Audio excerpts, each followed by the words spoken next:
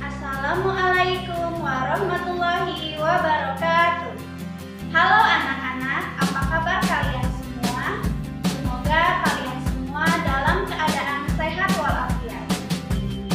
Sebelum kita masuk pada pembelajaran hari ini, alangkah baiknya kita berdoa terlebih dahulu. Berdoa dimulai. Berdoa selesai. Anak-anak, pada pembelajaran kali ini kita akan belajar tematik tema 2, subtema 2, pembelajaran 1 dan 2. Namun sebelum kita bahas materi pembelajaran hari ini, Ibu akan menyampaikan tujuan pembelajaran terlebih dahulu.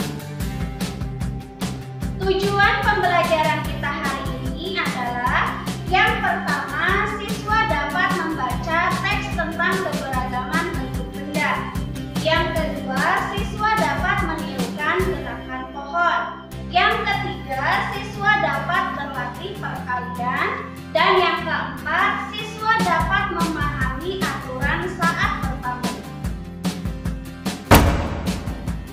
Anak-anak, setelah kita mengetahui tujuan pembelajaran kita hari ini, mari kita simak pembahasan materi tema 2, subtema 2, pembelajaran 1 dan 2 berikut ini. Di sini ada sebuah teks. Kita baca bersama-sama yuk anak-anak.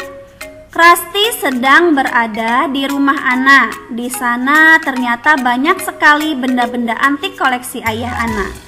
Di antara koleksi barang antik milik ayah Ana itu adalah lukisan-lukisan, patung-patung, meja kayu jati, kursi kayu jati, wayang kulit, gunungan wayang, sepeda tua, dan lain-lain. Kemudian di sini ada teks percakapan antara Rasti dan Ana. Kata Rasti, "Setelah aku lihat-lihat, ternyata banyak bentuk benda-benda antik ini bermacam-macam ya." Kemudian Ana menjawab, "Maksud kamu?" "Iya, bentuknya bermacam-macam. Ada yang persegi, ada yang lingkaran, ada yang trapesium, ada yang jajar genjang, ada juga yang persegi panjang." Kemudian Ana menjawab kembali, "Iya betul, aku baru saja menyadarinya Rasti." Kemudian Rasti kembali berbicara, "Lihat itu Ana, lukisan itu persegi panjang. Lalu piring itu bentuknya lingkaran kan? Kamu betul Rasti, peti itu tutupnya berbentuk persegi. Terus piramida kecil ini salah satu sisinya berbentuk segitiga. Benar sekali kamu Ana." Mengamati bentuk gambar. Nah, anak-anak, di sini ada beberapa bentuk gambar yang Rasti temukan ketika Rasti berada di rumah milik Ana. Yang pertama ada lukisan. Lukisan tersebut berbentuk persegi panjang.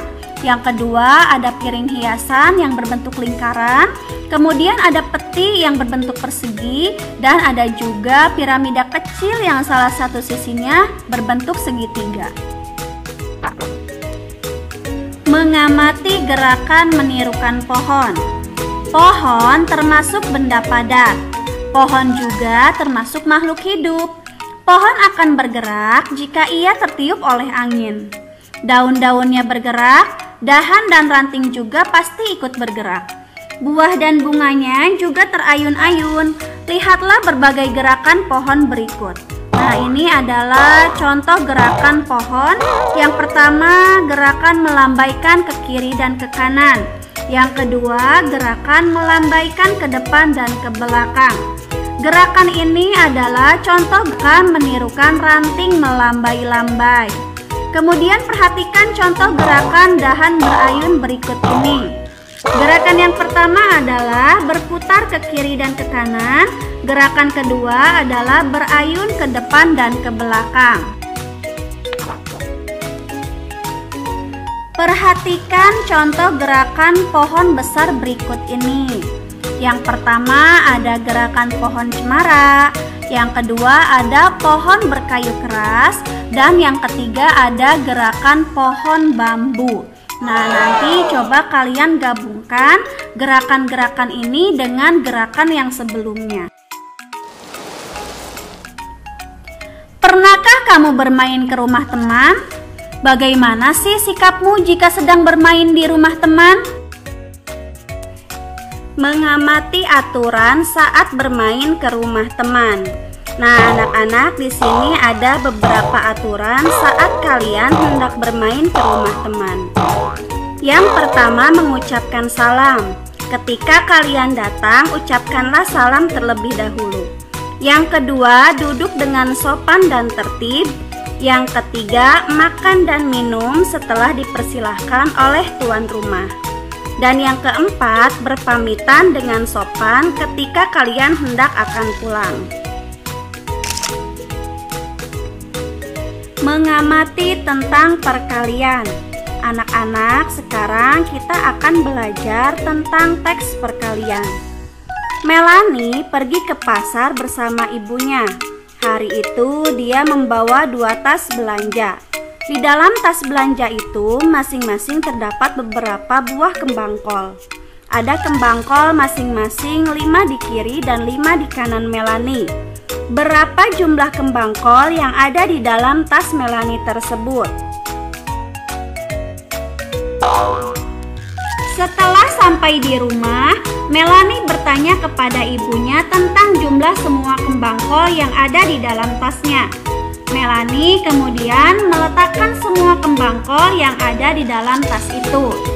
Setelah dihitung semua, ternyata jumlah kembang kol yang ada adalah tas pertama 5 buah kembang kol ditambah tas kedua 5 buah kembang kol. Bentuk penjumlahan tersebut dapat diubah menjadi bentuk perkalian, yaitu 5 dikali 2. 5 itu adalah jumlah buah kol di tiap tas, dan 2 ini adalah jumlah tas yang dibawa oleh Melanie. Jadi jumlah dari perkalian 5 kali 2 adalah 10. Baiklah anak-anak ibu yang ibu sayangi, setelah kalian